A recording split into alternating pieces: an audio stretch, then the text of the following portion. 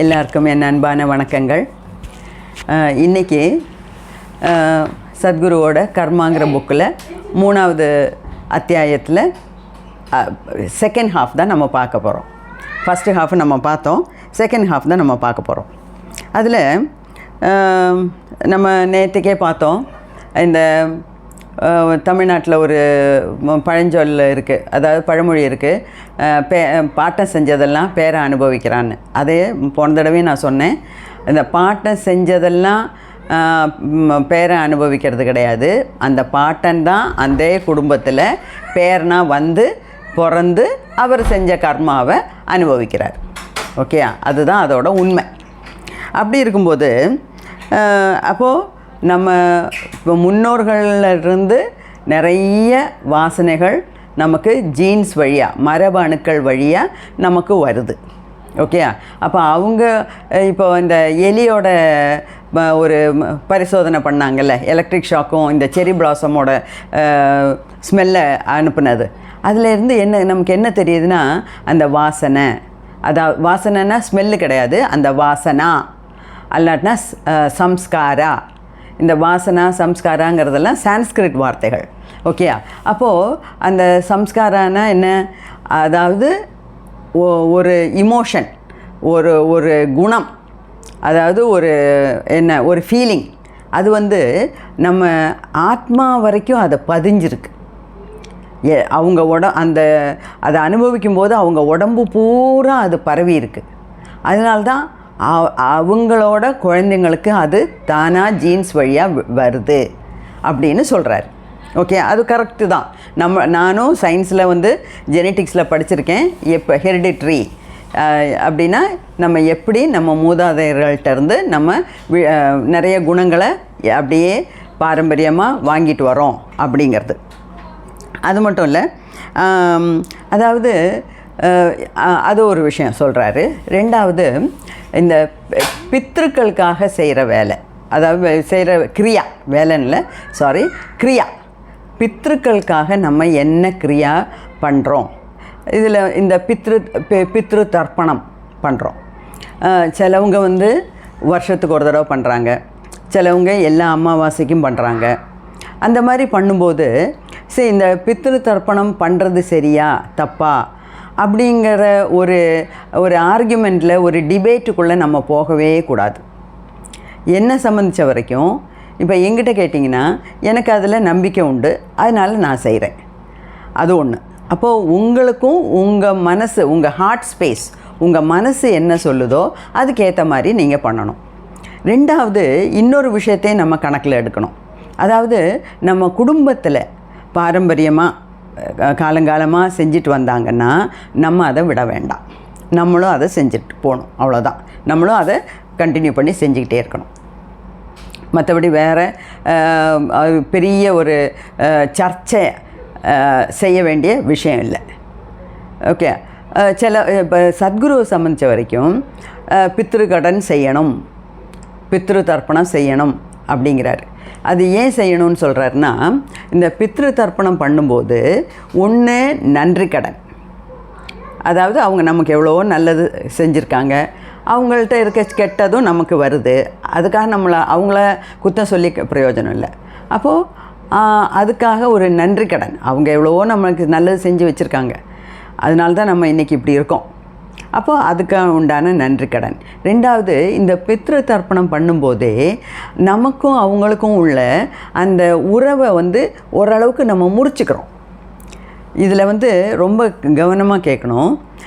அவங்களோட உறவை முறிச்சுக்கிறோமே தவிர அவங்க மேலே உள்ள மரியாதை, அவங்க மேலே உள்ள அன்பு, அதெல்லாம் அப்படியே தான் இருக்கும். ஓகே, நம்ம அம்மா அப்பா நமக்காக எவ்வளோ கஷ்டப்பட்டிருக்காங்க, நமக்காக பாடுபட்டிருக்காங்க.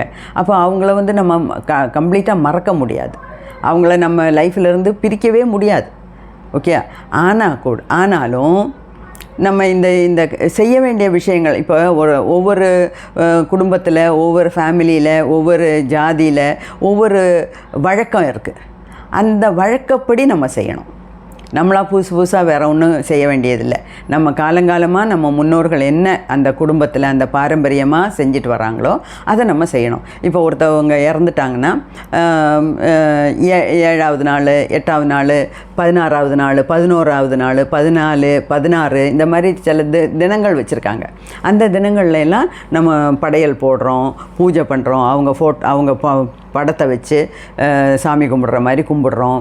அவங்களுக்கு இஷ்டப்பட்ட துணியெல்லாம் வாங்கி வைக்கிறோம். அவங்களுக்கு இஷ்டப்பட்ட சாப்பாடு பொருட்கள், உணவுப் பொருட்கள்லாம் வாங்கி வச்சு செஞ்சு வச்சு அவங்கள நினைவு கூர்றோம். ஓகே, அது இந்த 16 நாளெல்லாம் செய்கிறது நல்லது தான்.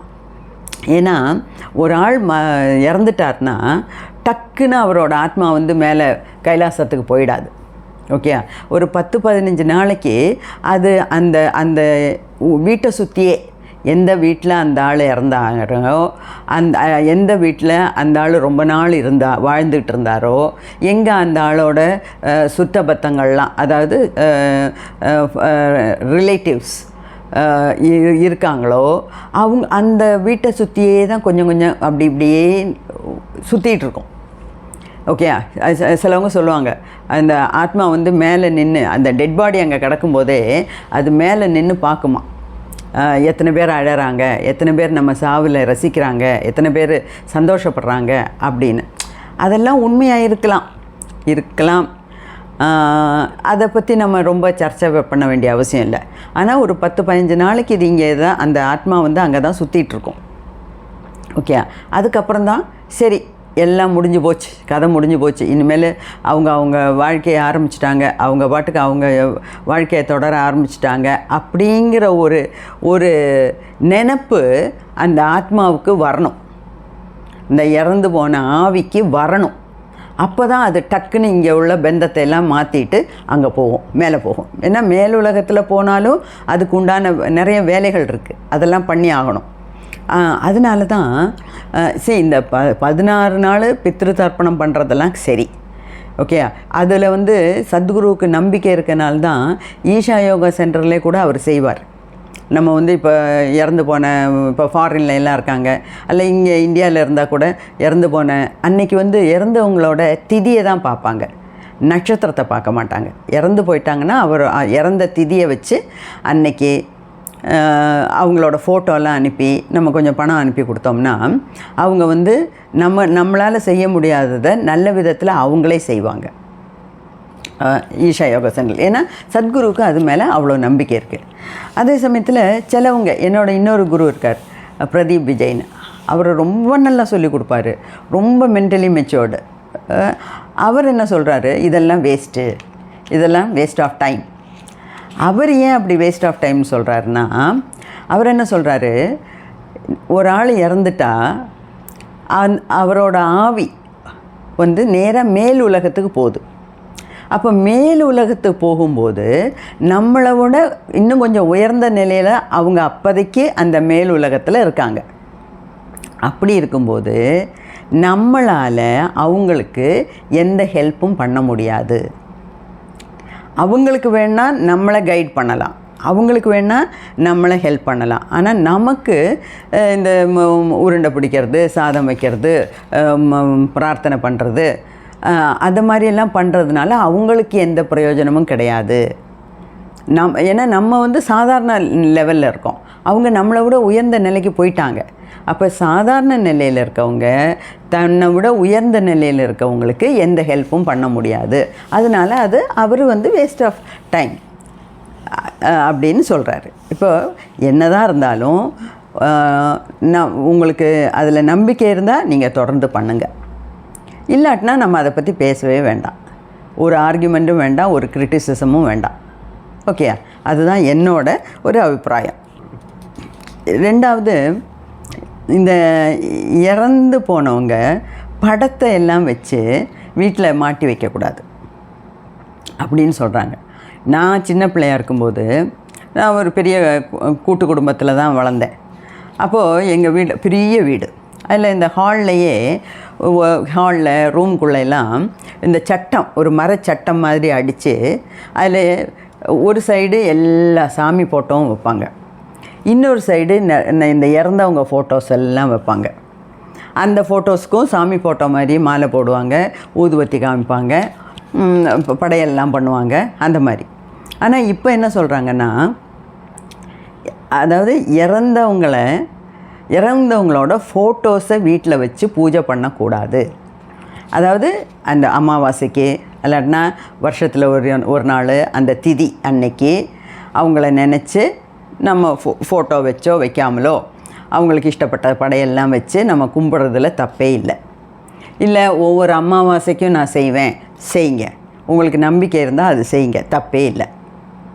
ஓகே. ஆனால் தினமுமே சிலவங்களாம் இருக்காங்க, நினச்சி அழுது தினமுமே அவங்களுக்கு பிடிச்சது வச்சு படையல் பண்ணி அப்படி பண்ணும்போது ஏன் அப்படி பண்ணும்போது என்ன ஆகுதுன்னா, ஏன் அவங்களோட ஃபோட்டோவை வைக்கக்கூடாது, வச்சு தினமும் கும்பிடக்கூடாது அப்படின்னு சொல்கிறாங்கன்னா, அவங்களுக்கு அந்த இறந்து போன ஆவிக்கு நம்மளோட திருப்பி இங்கே வரணுங்கிற ஒரு ஈடுபாடு வரும். அது சரியில்லை. ஏன்னா நம்ம இந்த உலகத்தில் இருக்க வரைக்கும் தான் இந்த வேலை, இந்த ரோல், இந்த ட்ராமா.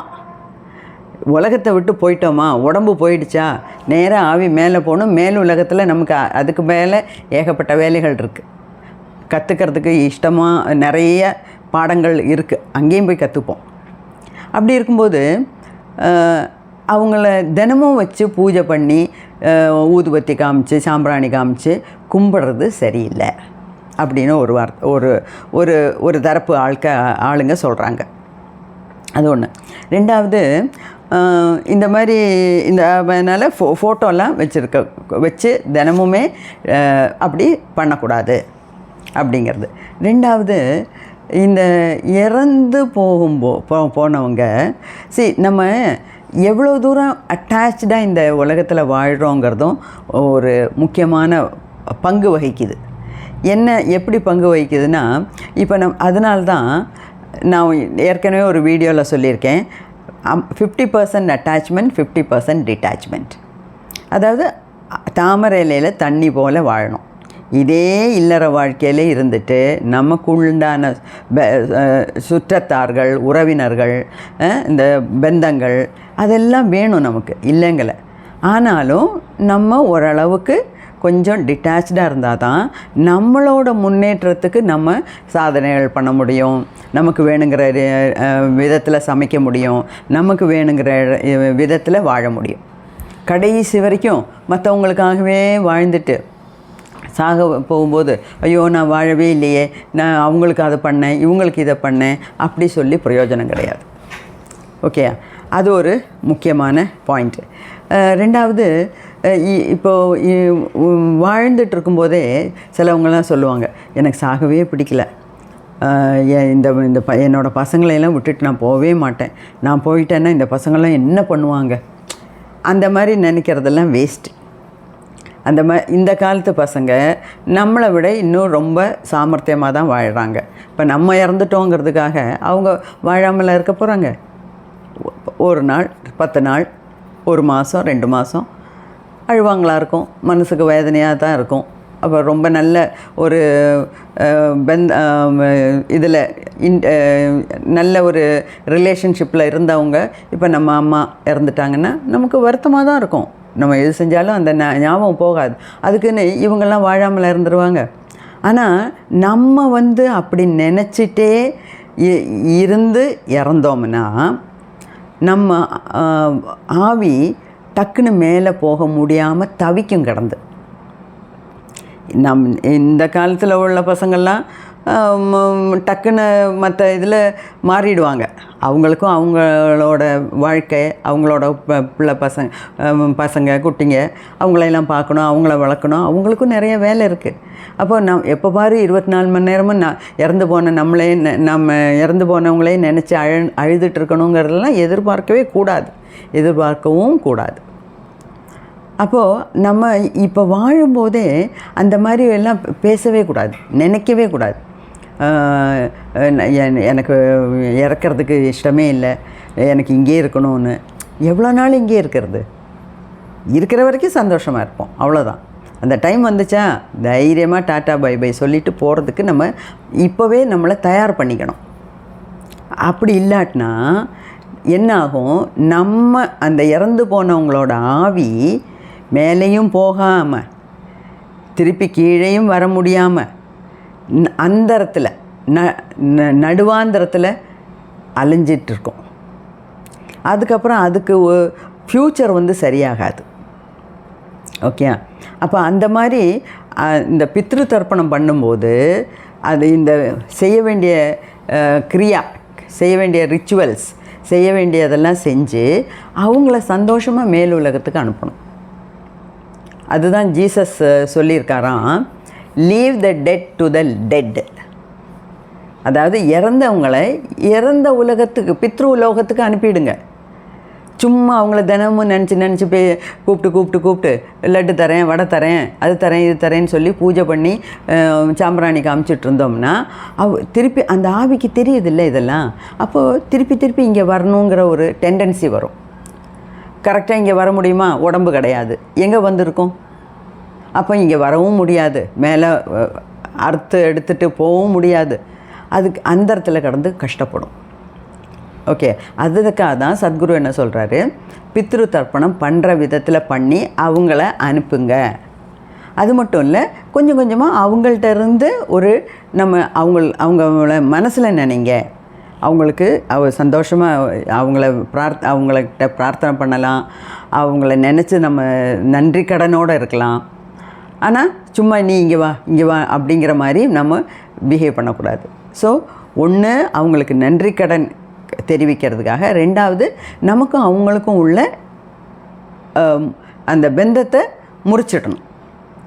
அப்போ தான் நமக்கு நம்ம வேலை, அவங்களுக்கு அவங்க வேலை, அந்த மாதிரி இருக்கணும் அப்படின்னு சத்குரு சொல்கிறார். இதில் ஒரு சின்ன இன்சிடெண்ட்டு, நான் இப்படி காரில் ட்ராவல் பண்ணும்போது ஒரு வீடியோ கேட்டுகிட்டே போனேன்.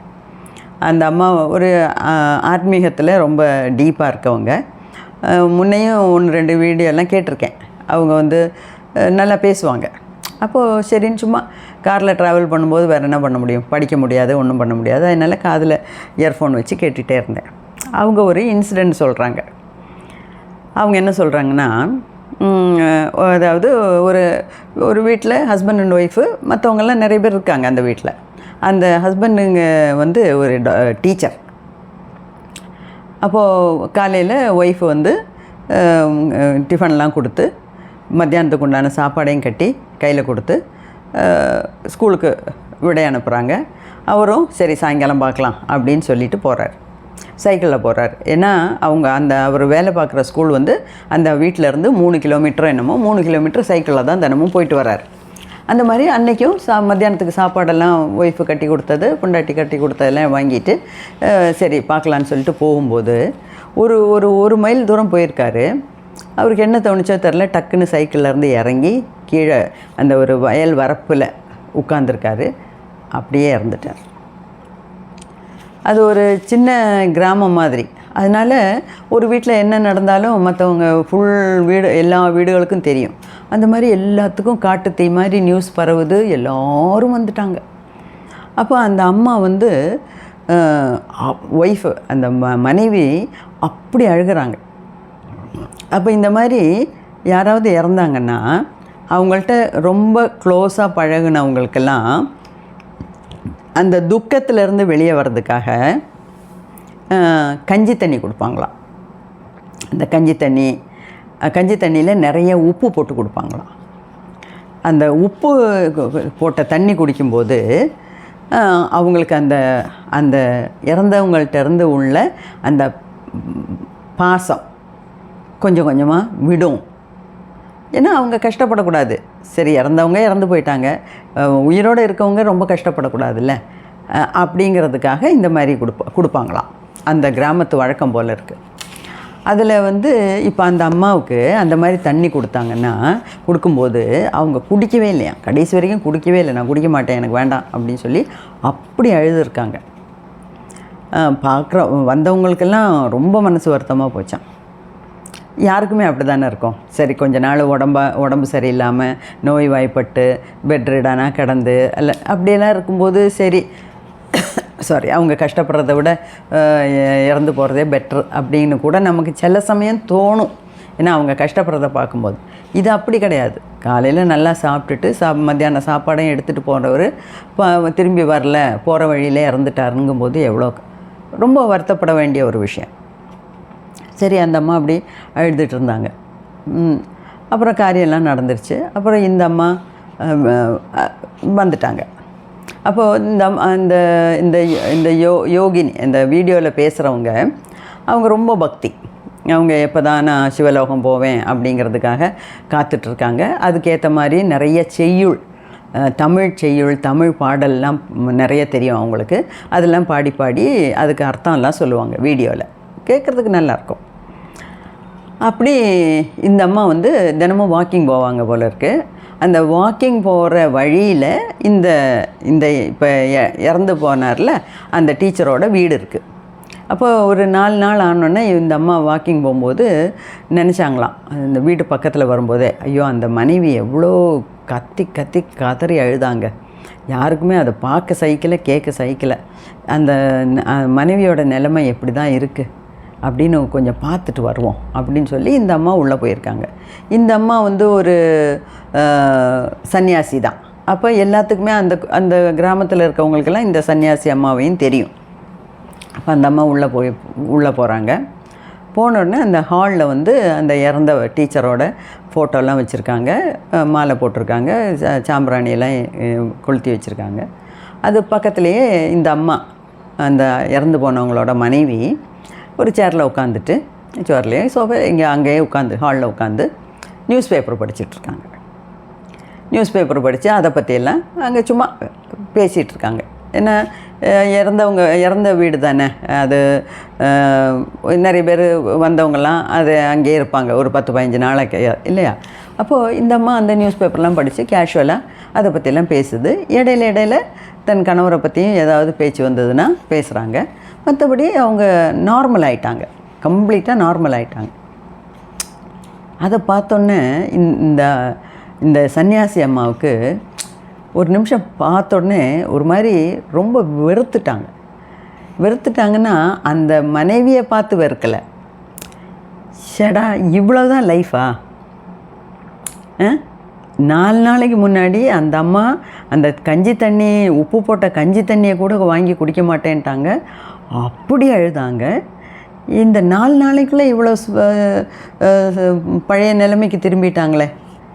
அப்போது அது என்ன, அந்த உறவுக்கு உண்டான இது என்ன? இவ்வளோதான். அதாவது அந்த அம்மாவை பற்றியே ஒன்றும் குத்தம் சொல்லலை இவங்க. அவங்க என்ன சொல்கிறாங்கன்னா, மனுஷ வாழ்க்கைங்கிறது இவ்வளவுதானா, மனுஷனோட ஒரு லைஃபுங்கிறது இவ்வளோதானா, அதுக்கு உள்ள மதிப்பு இவ்வளோதான், அவ்வளோதான் அப்படின்னு நினச்சிட்டாங்களாம். அப்படியே அவங்க வீடியோவில் சொல்லிகிட்டு இருந்தாங்க.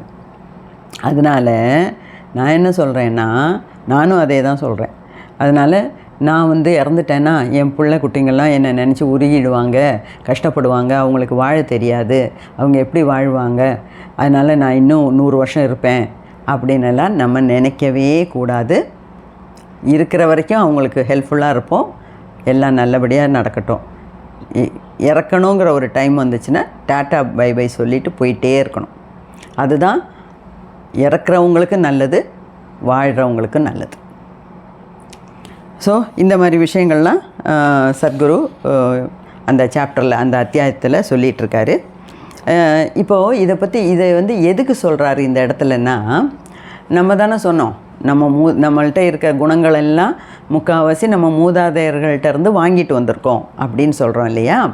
அப்போது அந்த மாதிரி மூதாதையர்கள் நமக்கு எவ்வளோ நல்லது செஞ்சு வச்சுட்டு போயிருக்காங்க. அப்போ அவங்க இறந்தாங்கன்னா, அவங்க இறந்தால் கூட அவங்களோட மரபு அணுக்கள் நம்ம உடம்பில் இருக்குது. அதை தான் சொல்ல வர்றார். அவங்க இறந்தவங்களோட மரபு அணுக்கள் நம்ம உடம்பில் இருக்குது. அப்படி இருக்கும்போது அவங்களுக்கு ஒரு நன்றி கடன், ஒரு பித்ரு தர்ப்பணம் பண்ணுங்களேன், பண்ணுறது நல்லது. அதுக்கப்புறம் மாதத்தில் ஒரு அமாவாசைக்கோ அல்லது வருஷத்தில் அந்த திதியோ வரும்போது அவங்கள நினச்சி ஒரு படையல் போட்டு ஒரு பூஜை பண்ணுங்க, தப்பே இல்லை.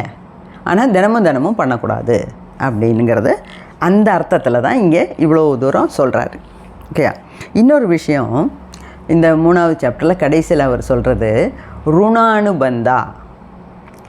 ருணானுபந்தா அதுவே நம்ம வீட்டில் கூட சொல்லுவோம் ருணபந்தம், ருணம் எதை யாரை விட்டுச்சு அப்படின்லாம் நம்ம கேஷுவலாக சொல்கிறோம். ஆக்சுவலாக அதுவும் ஒரு சான்ஸ்கிரிட் வேர்டு தான், ருணானுபந்தா. அதை பற்றியும் சத்குரு ரொம்ப விலாவாரியாக சொல்கிறார். அதாவது இந்த ருணானுபந்தாங்கிறது அந்த உடம்பில் இருக்க மெமரி. நான் நேற்றுக்கே சொன்னேன் இல்லையா, உடம்பில் கோடிக்கணக்கான செல்ஸ் இருக்குது. அந்த செல்ஸுக்கு உள்ள டிஎன்ஏ இருக்குது. அந்த டிஎன்ஏ தான் அந்த மரபு அணுக்கள். அந்த டிஎன்ஏங்கிற மரபு அணுக்கள் வழியாக தான் நம்ம பாட்டன் பாட்டி பூட்டன் அவங்கள்ட்ட இருந்தெல்லாம் நிறைய குணங்களை நம்ம வாங்கிட்டு வந்திருக்கோம். அதில் அது நம்ம அந்த அவங்க பண்ண கர்மாக்கள் நம்மளோட உடம்பில் ஞாபகமாக இருக்குது. ஞாபகமாக இருக்குன்னா மெமரியாக இருக்குது. மெமரினா ஞாபக சக்தி. ஓகே, அப்போது ஞாபகங்கிறத விட அந்த நம்ம உடம்பில் பதிஞ்சிருக்கு. ஏன்னா உடம்பில் எல்லாம் செல்ஸ் இருக்குது, உடம்பு செல்ஸுக்குள்ளே ஜீன்ஸ் இருக்குது. அப்போ ஃபிசிக்கல் பாடியில் அவங்களோட குணாதிசயங்கள் படிஞ்சிருக்கு. நம்ம மனசில் காலங்காலமாக அவங்கள்ட்டேருந்து வந்தது ப்ளஸ் நம்ம காலங்காலமாக பண்ணது, நம்மளோட மெமரி எல்லாமே நம்ம மனசில் பதிஞ்சிருக்கு. ஓகே, அப்போது அந்த ருணானுபந்தாங்கிறது அந்த ஃபிசிக்கல் பாடியில் வர்ற பந்தம், அதுதான் ருணானுபந்தா. ருணம் அப்படிங்கிறது. அப்போது அதுக்கு என்ன அர்த்தம்னா இரத்த சம்பந்தப்பட்ட பந்தங்கள். ஓகே, இந்த ருணானுபந்தா எப்படி வரும்னா இரத்த சம்பந்தப்பட்ட ஆளுங்களுக்கு இடையில ஒரு கனெக்டிவிட்டி, ஒரு பந்தம் இருக்குது. அதுக்கு பேர் தான் ருணானுபந்தா. அதே மாதிரி இன்னொரு இடத்துலையும் இந்த பிளட் ரிலேஷன்ஷிப் இல்லாமல், அதாவது பிளட் ரிலேஷன்ஷிப்பு தான் ரொம்ப க்ளோஸ். இங்கிலீஷில் ஒரு பழமொழி சொல்லுவாங்க, பிளட் இஸ் திக்கர் தேன் வாட்டர். பிளட் இஸ் திக்கர் தேன் வாட்டர்னால் அதாவது தான் அழாவிட்டாலும் தன் தசை ஆடும், தான் ஆடாவிட்டாலும் தன் தசை ஆடும் அப்படின்லாம் சொல்கிறாங்கல்ல. அது மாதிரி நம்மளோட இரத்த பந்தத்தில் உண்டான ஆளுங்கள்கிட்ட எல்லாம் நமக்கு எப்பவுமே ஒரு க்ளோஸ் அட்டாச்மெண்ட் இருக்க தான் செய்யும். ஏன்னா அந்த காலங்காலமாக அந்த வழி வழியாக வர்ற ஒரு ஃபீலிங், ஒரு இமோஷன். ஓகே, நம்ம என்னதான் நம்ம பசங்களோட சண்டை போட்டாலும் அவங்களுக்கு ஏதாவது ஒரு கஷ்டம்னா நம்ம மனசு துடிச்சு போயிடும். இது அவங்களுக்கும் அப்படி தான். நம்ம செய்கிறதெல்லாம் நமக்கு நிறைய சொல்கிறது செய்கிறதெல்லாம் அவங்களுக்கு பிடிக்காட்டினா கூட நமக்கு உடம்புக்குன்னு ஒன்று வந்துருச்சு, ஏதோ ஒரு கஷ்டம் வந்துருச்சுன்னா அவங்களும் தாங்க மாட்டாங்க. அதுதான் அந்த இரத்த பந்தத்தில் உள்ள இம்பார்ட்டன்ஸ், முக்கியத்துவம். அந்த கனெக்ஷனுக்கு தான் ருணானுபந்தா அப்படிங்கிறாங்க. அது மட்டும் இல்லை, சத்குரு இன்னொரு விஷயத்துலேயும் ருணானுபந்தா வரும் அப்படிங்கிறார். அதுதான் இந்த கணவன் மனைவியோட உறவு. அந்த கணவன் மனைவி உறவுங்கிறது இரத்த பந்தத்தில் வராது இல்லையா. கணவனோட பாரம்பரியம் ஒன்று, மனைவியோட பாரம்பரியம் ஒன்று, வேறு. அப்போது இவங்க 2 பேரும் வேறு பாரம்பரியத்தில் வேறு குடும்பத்திலேருந்து வந்திருக்காங்க. திருமணங்கிற ஒரு பந்தத்தில் அவங்க 2 பேரும் ஒன்றா சேர்ந்து வாழ்கிறாங்க. ஓகே, அப்போ அதில் எப்படி ருணானுபந்தா வரும்னா, இந்த ருணானுபந்தாங்கிறது ஃபிசிக்கல் மெமரின்னு சொல்லியாச்சு.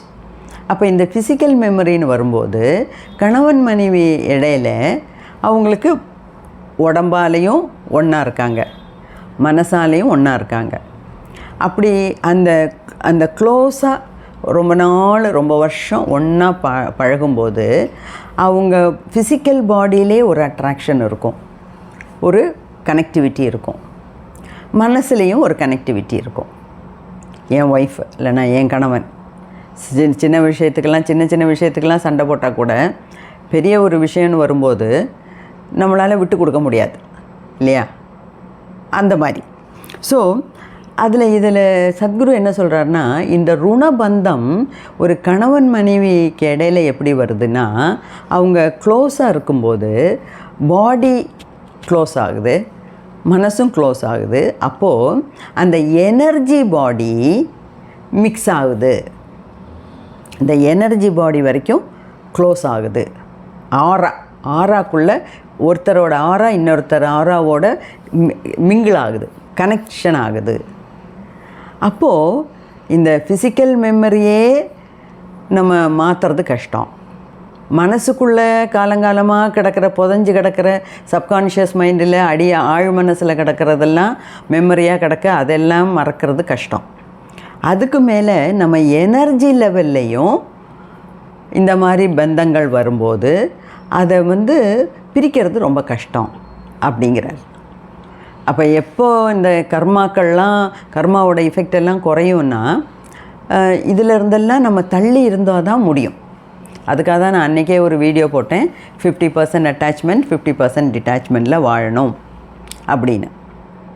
தாமரை இலையில் தண்ணி போல் வாழணும்னு அந்த காலத்திலே சொல்லி வச்சுட்டு போயிட்டாங்க. அதுக்கெல்லாம் அர்த்தம் இது தான். ஓகே, இதில் இன்னொரு விஷயம் நம்ம ரொம்ப கவனிக்கணும்.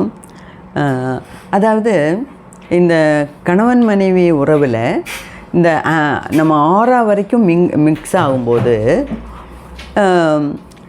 இதில் என்ன நம்ம பார்க்கணுன்னா, சிலவங்கள இந்த எக்ஸ்ட்ரா மேரிட்டல் செக்ஸ், அதாவது இந்த திருமண பந்தத்தை அப்பால் வேறு ஆணோட ஒரு பெண்ணு தொடர்பு வச்சுருந்தா, அதாவது ஒரு ஆண் வேற ஒரு பெண்ணோட தொடர்பு வச்சுருந்தா, அவங்களுக்குள்ள இந்த பாடிலி பந்தங்கள் வந்துடுச்சுன்னா அது ரொம்ப கஷ்டம். ரொம்ப கஷ்டம்னா அது சொசைட்டி அக்செப்ட் பண்ணாத ஒரு ரிலேஷன்ஷிப்பு. ஏன் சொசைட்டி அக்செப்ட் பண்ணலைன்னா அதுக்கு காரணம் இது தான். இப்போ ஒரு கணவன் மனைவி ஒன்றா இருக்காங்க, அவங்களுக்கு 10 வருஷமாக ஒன்றா இருந்தாங்க, 1 2 குழந்தைகள் பிறக்குது. பல சூழ்நிலைகள் காரணமாக அவங்களுக்குள்ள மனக்கசப்பு வருது, அவங்க பிரிஞ்சு வாழ தீர்மானிக்கிறாங்க, கோர்ட்டுக்கு போகிறாங்க, விவாகரத்து வாங்குகிறாங்க. அதுக்கப்புறம் அந்த ஆள் வேறு ஒரு பொண்ணை கல்யாணம் பண்ணிக்கிறாரு, இந்த அம்மா வேறு ஒரு ஆளை கல்யாணம் பண்ணிக்கிறாங்க. அது கூட சொசைட்டியில் அக்செப்டபிள். சொசைட்டி அதை அங்கீகரித்து கொடுத்துருக்கு. ஏன் அங்கீகரித்து கொடுத்துருக்குன்னா, அது தப்பான விஷயம் கிடையாது. இப்போ அதுக்காக எல்லோரும் கோர்ட்டுக்கு போகணுன்னு இல்லை.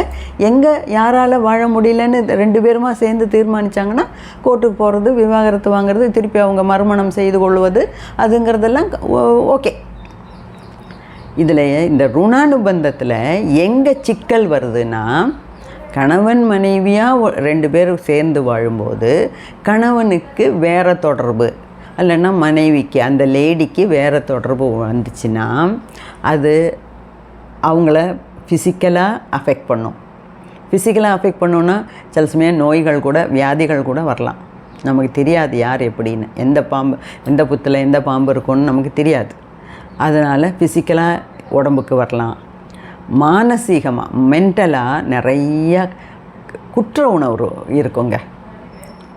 இப்போ நிறைய லேடிஸ் எல்லாம் நிறைய பேர் படிக்கிறாங்க, வேலைக்கு போகிறாங்க, அப்போது ஆஃபீஸில் போகிறாங்க, போகிற வழியில் பலவங்களை பார்க்குறாங்க.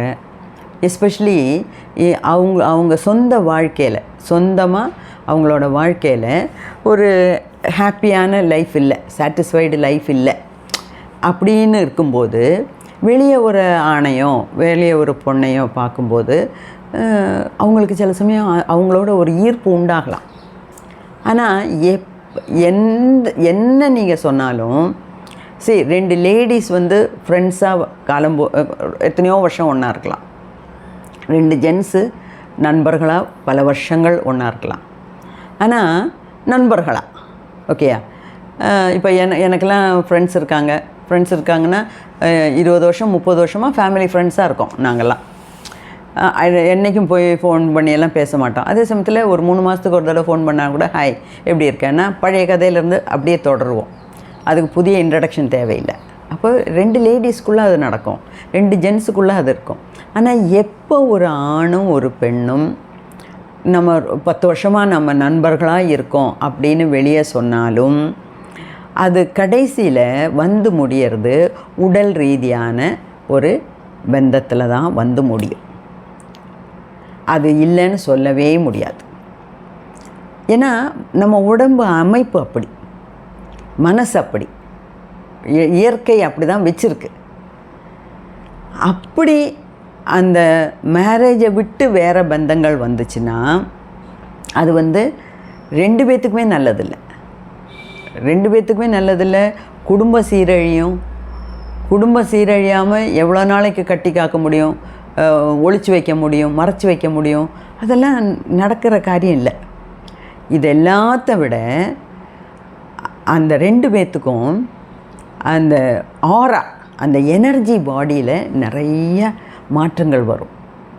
அந்த மாற்றம், அதாவது சரி, இப்போ 10 வருஷமாக ஒரு மனைவி அந்த அவளோட கணவனோடே சேர்ந்து வாழ்கிறாங்க, ஒன்றா படுக்கிறாங்க, ஒன்றா எல்லாம் பண்ணுறாங்கன்னா அந்த 2 பாடிக்குள்ளே, 2 ஃபிசிக்கல் பாடிக்குள்ளே ஒரு அண்டர்ஸ்டாண்டிங் வருது.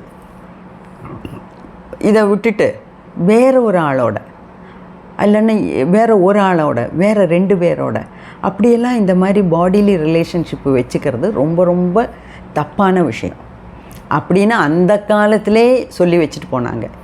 ஏன் சொன்னாங்கன்னா இதுதான் காரணம். சொசைட்டி அக்செப்ட் பண்ணாததுக்கு காரணம் அதான். சரி, ஒருத்தனுக்கு ஒருத்திக்கு ஒருத்தன் ஏன்னு சொல்லி வச்சாங்கன்னா, இல்லாட்டினா ஒரு ஆண் வந்து 10 லேடிஸோட வாழ்க்கை நடத்த முடியாது. ஒரு லேடிக்கும் 10 ஆண்களோட வாழ்க்கை நடத்த முடியாது, நடத்தக்கூடாது. ஏன் கூடாதுன்னு அந்த காலத்திலே சொல்லி வச்சாங்கன்னா, இந்த ஆஸ்ட்ரல் எனர்ஜி லெவலில், ஆஸ்ட்ரல் பாடியில் தாறுமாறாயிடும். அந்த எனர்ஜி ஓட்டங்கிறது, எனர்ஜி சக்தி ஓட்டங்கிறது கண்ணாபின்னான்னு ஆகிடும். அதை ரெக்டிஃபை பண்ணுறதுக்கு இன்னும் எத்தனையோ ஜென்மங்கள் எடுக்க வேண்டி வரும். அதனால தான் அந்த மாதிரி அவுட் ஆஃப் மேரேஜு, அந்த மாதிரி தப்பான வழிகளில் நமக்கு ரிலேஷன்ஷிப்பு கூடாது. ஏன்னா அந்த மாதிரி ரிலேஷன்ஷிப்பும் பிளட் ரிலேஷனை மாதிரி ஒரு ருணானுபந்தத்தை உண்டாக்கும் அப்படின்னு சத்குரு சொல்கிறார். ஓகே, இப்போ இதை பற்றி இவ்வளோ தூரம் கர்மாவை பற்றி, கர்மா எப்படி பாரம்பரியமாக வருது, கர்மா எப்படி நம்மளை அஃபெக்ட் பண்ணுது, அப்போ நம்ம எவ்வளோ தூரம் கர்மாவை பற்றி கேர்ஃபுல்லாக இருக்கணும். ஏன்னா நம்ம இதே எப்படி நம்ம மூதாதையர்கள்ட்டேருந்து நம்ம வாங்கினோமோ அதே மாதிரி நம்ம மற்றவங்களுக்கு கொடுக்க போகிறோம் இல்லையா, நம்மளோட சந்ததிகளுக்கு நம்ம கொடுக்க போகிறோம் இல்லையா. அப்போ அதை பற்றியும் நம்ம யோசிக்கணும் இல்லையா. அப்படிங்கும்போது அவர் என்ன சொல்கிறாருன்னா, இந்த ஆன்மீக பாதையில் பயணம் பண்ணுறவங்களுக்கு கட்டாயம் இந்த ருணானுபந்தம், இந்த கர்மா, இதோட எல்லாம் இஃபெக்ட்டு ரொம்ப குறைக்கணும். அதோட இஃபெக்ட் எல்லாம் இல்லாமல் இருந்தால் தான். அதுக்கு தான் நிறைய சாதனைகள் பண்ணுறாங்க. நிறைய சாதனைகள் பண்ணும்போது தான் அந்த ஃபிசிக்கல் அட்டாச்மெண்ட்டு, மென்டல் அட்டாச்மெண்ட்டு அதெல்லாம் கொஞ்சம் கொஞ்சமாக விட்டு போகும். எனர்ஜி லெவலில் இருக்க அழுக்குகள், கெட்ட விஷயங்கள் எல்லாம் அந்த லெவலில் இருந்து மாறும். அந்த மாதிரி இந்த பந்தங்கள் எல்லாம் விட்டு விட்டு விட்டு விட்டு போனால்தான் ஒரு ஆளால் இந்த ஸ்பிரிச்சுவல் லைஃப்பில் முன்னேற முடியும் அப்படின்னு சொல்லி முடிக்கிறார். அது மட்டும் இல்லை, நிறைய சொல்கிறாரு.